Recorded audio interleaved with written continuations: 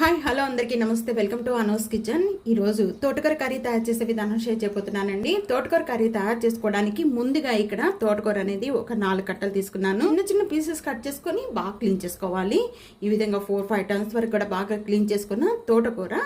ఇక్కడ ఒక onion, medium size onion, ఒక 2 టమాటాలు, ఒక 3 పచ్చిమిర్చి ఈ విధంగా అన్ని కట్ చేసేసి ఇప్పుడు మనం తయారు చేసే విధానం చూద్దాం. ప్యాన్ లో 2 టేబుల్ స్పూన్ ఆయిల్ యాడ్ చేస్తున్నాను. ఇక్కడ ఆయిల్ బాగా కాగిపోయిన వెంటనే ఒక 1/2 టేబుల్ స్పూన్ జీరా, 1/2 టేబుల్ స్పూన్ ఆవాలు, కొద్దిగా మినపప్పు అండి, కొద్దిగా వెల్లుల్లి రెబ్బలు చిన్న చిన్న పీసెస్ గా కట్ చేసినవి వేస్తున్నాను.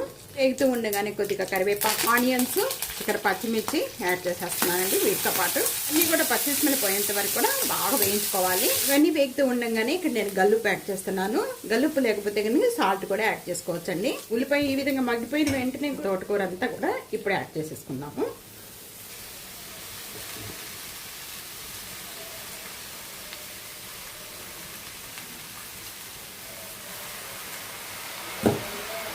వీటితో పాటు టమాటా కూడా యాడ్ చేసేసుకోండి. తోటకూరతో పాటు టమాటా కూడా యాడ్ చేసేసుకొని ఈ మొత్తం కలిపి ఈ విధంగా మొత్తం ఒకసారి కలుపుకుందాము. కింద పైన అంతా కూడా మూత పెట్టడం వల్ల తొందరగా మగ్గిపోతుంది, కొద్దిగా అయిపోతుందండి. మనం ఫుల్గా అనిపిస్తుంది కాబట్టి మధ్య మధ్యలో మూత ఓపెన్ చేసి కొద్దిగా కలుపుకుంటూ ఉండండి. అండి ఇప్పుడు మాత్రం పచ్చిగా ఉన్నప్పుడు వాటర్ యాడ్ చేసుకోవద్దు. ఇక్కడ ఈజీవాడలో మంచి తోటకూర దొరుకుతుంది, అందుకే నేను ఈ విధంగా చేస్తున్నాను. అందులో ఇలా కలుపుకుంటూ మూత ఓపెన్ చేసుకొని బాగా మగ్గించేసుకోవాలి. మూత పెట్టేసుకొని మగ్గించేసుకుంటే ఒక 10 మినిట్స్ లేక 15 మినిట్స్ ఇలాగ పెట్టి కలుపుతూ ఉంటే మగ్గిపోతుందండి. అదే ముదురాకైతే కనుక కొద్దిగా తోటకూర బాగా మగ్గిన తర్వాత వాటర్ పోసుకోవాలి. అదే లేత కూర అయితే ఏంటంటే ఆ దాంట్లో వచ్చే వాటర్తోనే మొత్తం మగ్గిపోతుంది తోటకూర. ఈ విధంగా చూస్తున్నారు కదా, ఇక్కడ వాటర్ ఉన్నాయి.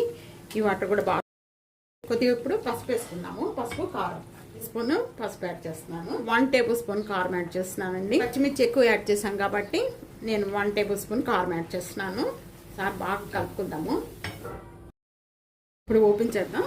అంతా కూడా ఈ విధంగా మగ్గిపోయిన వెంటనే ఇంకా స్టవ్ సర్వింగ్ ప్లేట్ లో తీసేసుకున్నాం. ఈ విధంగా తప్పకుండా ట్రై చేయండి. చాలా అంటే చాలా టేస్ట్ గా ఉంటుంది. తోటకూర కర్రీ ఈ విధంగా తయారు చేసుకోండి, చాలా టేస్ట్ గా ఉంటుంది. రోజు కూడా తోటకూర తీసుకుంటే చాలా మంచిదండి. తప్పకుండా ఇదే విధంగా ట్రై చేసి మీకు ఎలా ఉందనేది కామెంట్స్ లో తెలియజేయండి.